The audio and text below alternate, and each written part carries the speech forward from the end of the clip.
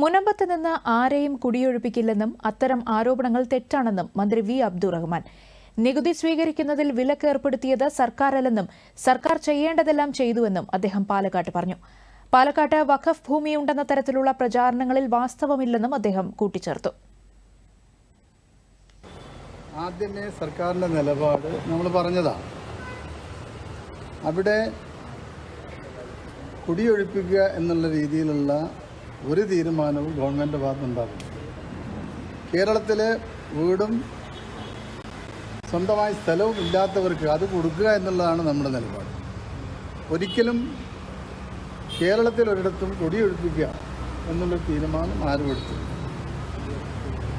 ഇത്രയും ഉയർന്നു കേൾക്കുന്ന ഇത്തരം ആരോപണങ്ങൾ ഇത് തെറ്റാണ്.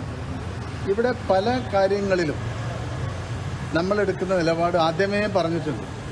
മുനമ്പം ഭൂമിയുമായി ബന്ധപ്പെട്ട ഈ കേസ് നിലവിൽ വന്ന അന്ന് തന്നെ, അല്ലെങ്കിൽ ശ്രദ്ധയിൽപ്പെട്ട സമയത്ത് തന്നെ, അന്ന് അവിടെ നികുതി സ്വീകരിക്കുന്നില്ല എന്നുള്ള പരാതി വന്നപ്പോൾ ആ നികുതി സ്വീകരിക്കാൻ തീരുമാനമെടുത്ത ഈ ഗവൺമെൻറ്റാണ്. അതിൻ്റെ അർത്ഥം എന്താ? അവിടുത്തെ ജനങ്ങളോട് കൂടെയാണ് ഈ ഗവൺമെൻറ് നിൽക്കുന്നത് എന്നുള്ളതാണ്.